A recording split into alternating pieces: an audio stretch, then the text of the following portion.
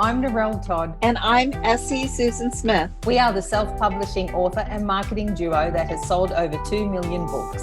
But we didn't start out knowing how to sell books. Fast forward past many failed promotions and a lot of lessons learned, you will see how we went from self-publishing newbies to hitting the New York Times bestsellers list and making the USA Today bestsellers list 19 times and counting. We created the Get My Book Out There podcast to give you simple yet effective marketing strategies to increase readership and book sales, so you know what to do, when to do it, and how to do it, as well as some tips for staying mentally and physically well. Let's get started. And we wanted to chat today about writing to market, which is a topic very dear to both our hearts. We have very strong opinion on this one, and we wanted to talk through some of the pros and the cons of writing to market, and then giving our opinion on the topic itself. Our very passionate opinion. So writing to market, Susan, can you just explain to everybody, in case they haven't heard the term, what writing to market means? The politically correct is where there are certain genres that are very, very popular at the time.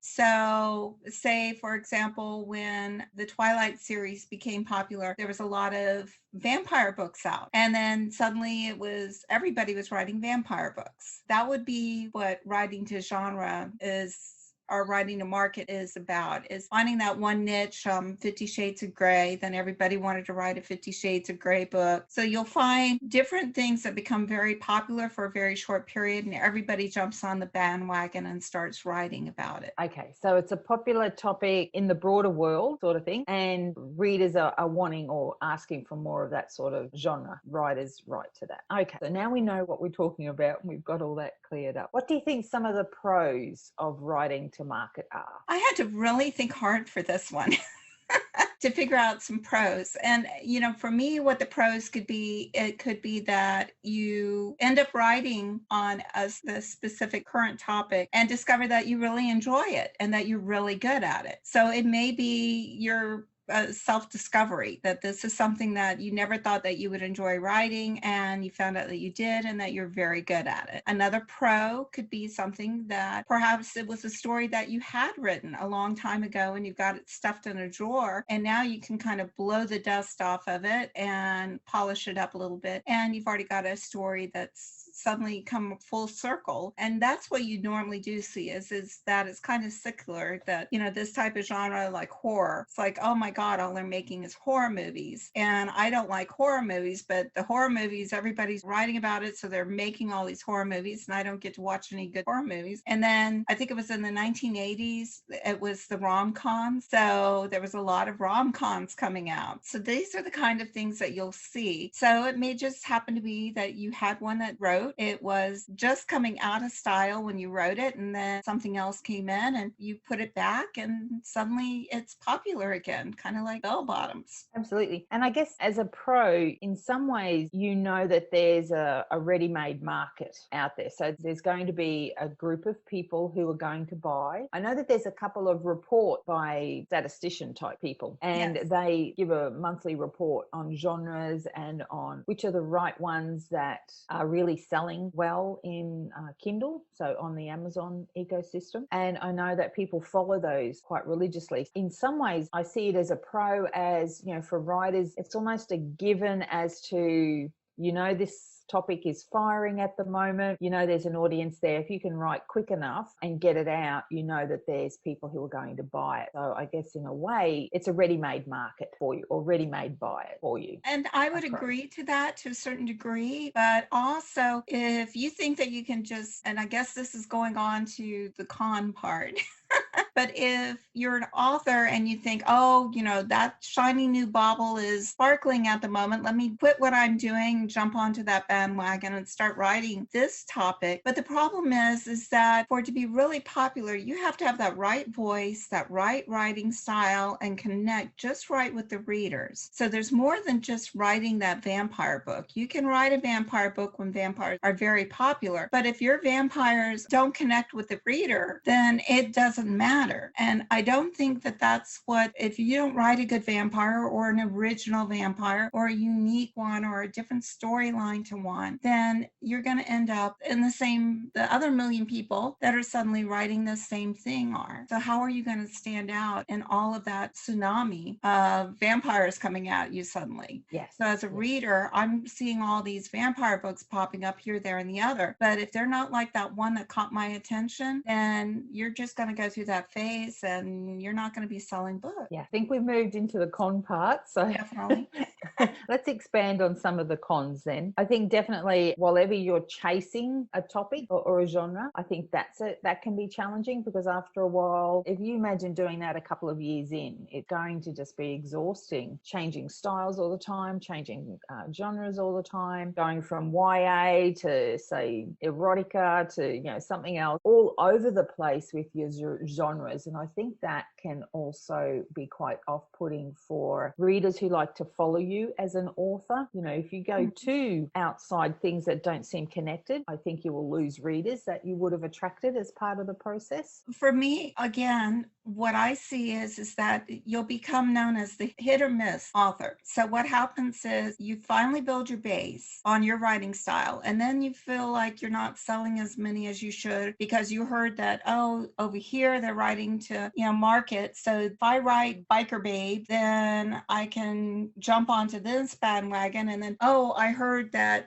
they're writing Shifters, and oh, they're writing Billionaire Babies. And so you're going from here, here, here, here. And it's like a bouncy ball. Again, like you said, you may not be great at writing Billionaire Babies. So you'll have a book that they really like and one that they can't stand, and one that they like, and one that's so-so, and one that they like, and one that can't. It's like, oh my God. And finally, what happens is you've got this roller coaster. And if the readers don't like roller coasters, they're going to get off of it and they're not going to go back on it. What's going to happen is after one or two hits miss, they're going to just say, that author's not for me. I'm going to go find someone who's I can relate to more. When you're chasing the shiny bauble, you're also expending all that energy and then having to recreate all your marketing. And it's an avalanche that you're following when you're chasing that market. And I think that leads in pretty well to our passionate beliefs around this topic.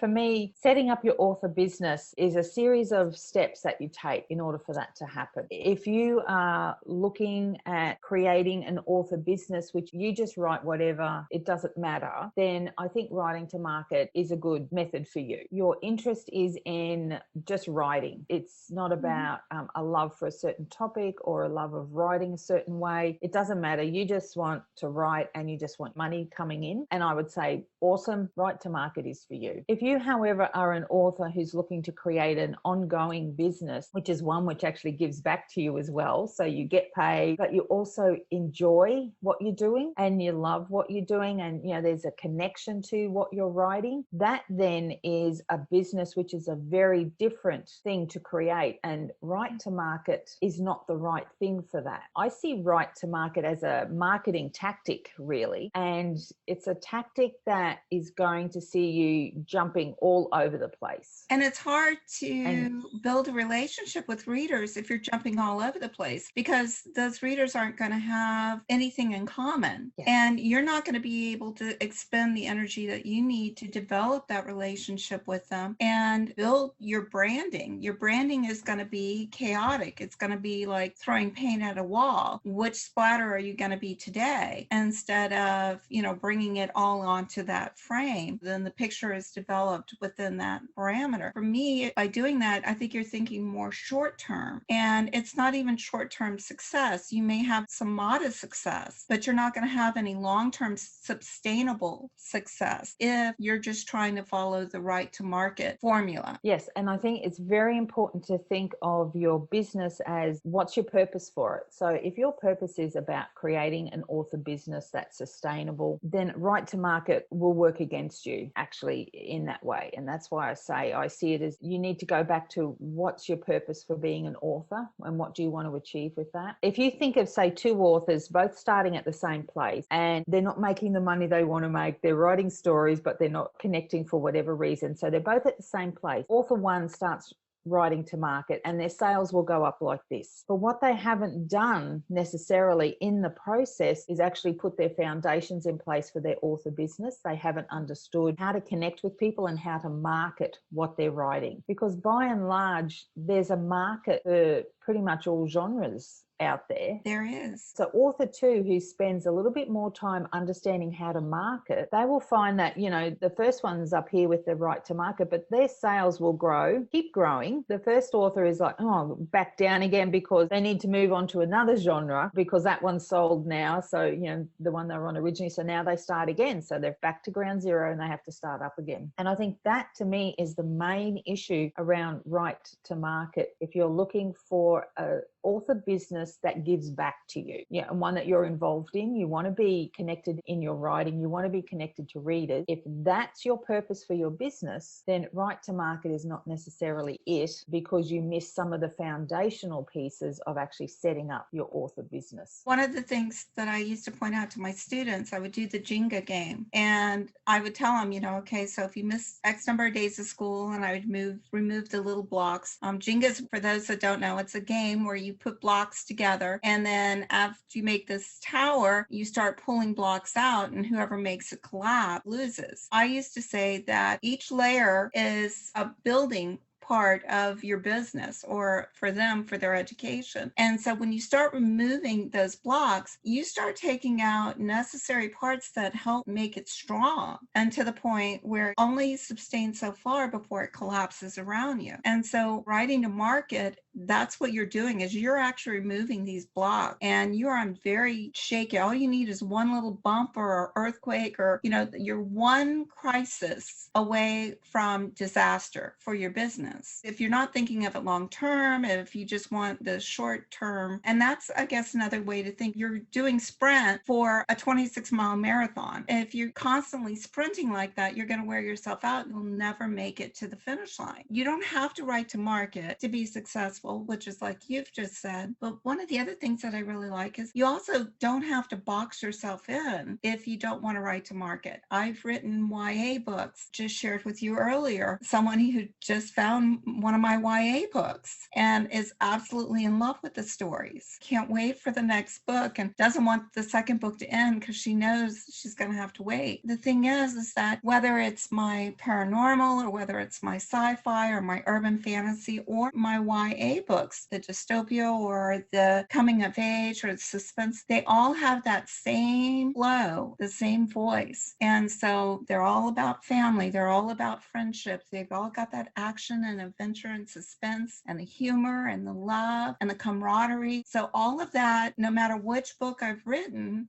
and which genre I've written it in, that same flow goes throughout it. And if you're writing to market, you may not get that same flow, and that's where you get that disconnect from your readers. So when you're true to your writing, people will tend to go with you across genres they may not normally, because they enjoy your writing style, they know you've built the connection, so they will travel with you through the other genres. May not be the one that they discovered you in, but they will go with you. But you need that connection both in your writing, just the social, in your marketing as well. And if you don't have that when you're chasing the market, then what happens is, if you don't have that connection, how do you ever expect your readers to have that connection? Yes. So there's some food for thought for everybody. Right to market, not right to market. Always just take it back. What is it you want for your business? And then make your decision from there. And write down your pros, the cons, and your passions. Yes. So if you're not sure, fold the paper into 3 sections, put your pros for writing it, put your cons for writing it, and put what your passion is, and see which one outweighs. Yes. And always, if you decide not to write to market, always go back to your basic, learn the marketing side of things. That's what's going to grow your business. And literally, you can sell anything to anyone if you've got the right marketing in place. I agree with that. Thanks, everyone. See you next week. Thank you, everyone, and we'll see you next week. Hey, thanks for joining us today. We've got way more information we want to share with you to increase your book sales. So please come and join me at facebook.com. Get my book out there.